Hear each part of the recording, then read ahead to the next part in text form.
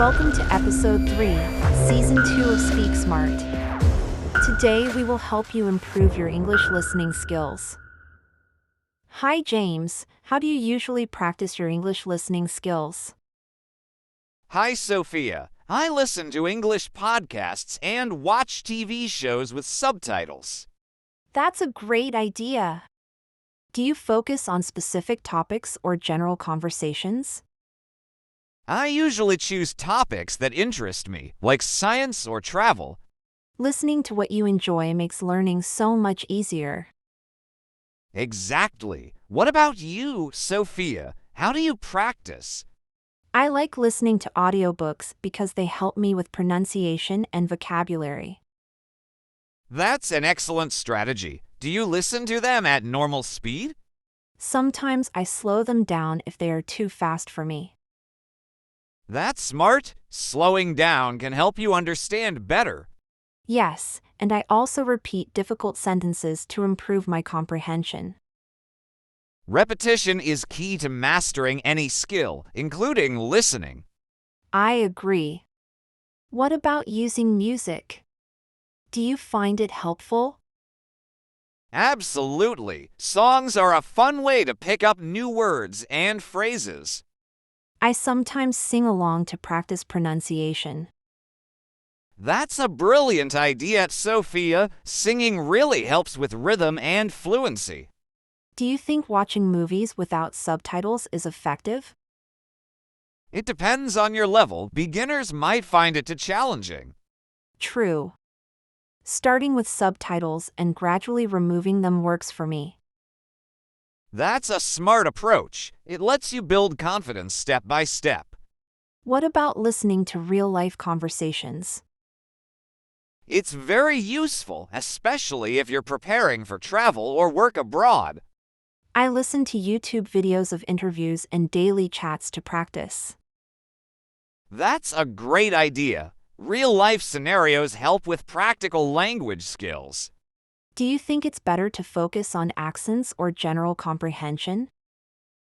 General comprehension is more important at first. Accents can come later. That makes sense. Too much focus on accents can be overwhelming. Exactly. Do you have a favorite accent you like to listen to?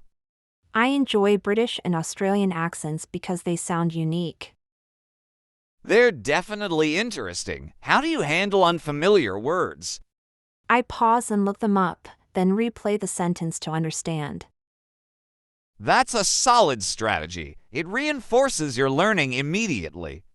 Do you take notes while listening, or do you just focus on understanding? I take quick notes of key phrases, especially idioms and expressions. That's smart. I find idioms the hardest part of English listening. I agree. Idioms can be tricky, but listening to them in context helps a lot. Do you think dictation exercises are useful for improving listening skills? Definitely. Writing what you hear improves both listening and spelling. I've tried it before.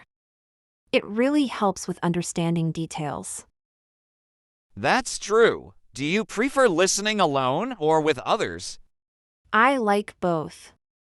Alone helps me focus, but with friends it's more fun. I agree. Group discussions after listening can boost comprehension. That's a good idea. Do you have a favorite podcast you recommend? Yes, the English we speak is short and full of useful phrases. I've heard of it. I'll give it a try this week. Great! Do you ever practice shadowing while listening? Yes, I repeat sentences immediately after hearing them. That's an effective technique for improving fluency. I also try to mimic the intonation and emotion of the speaker. That's excellent. I should try that more often. What's your advice for someone who struggles with fast speakers? Start with slower audio and gradually increase the speed over time. That's a practical tip. Consistency is so important, isn't it?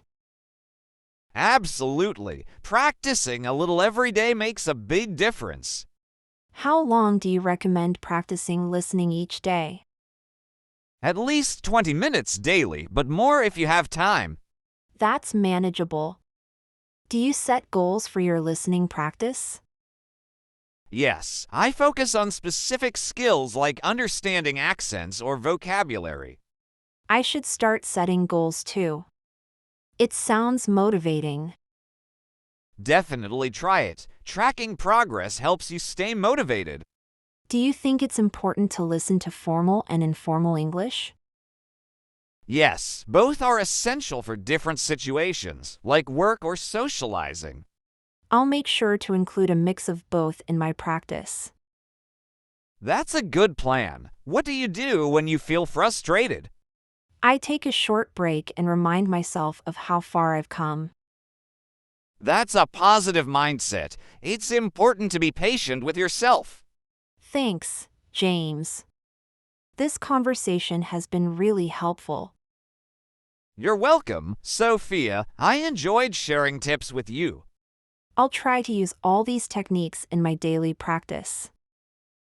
That's great. I'm sure you'll see great improvement soon. Thank you for listening to this episode. Keep practicing and see you next time.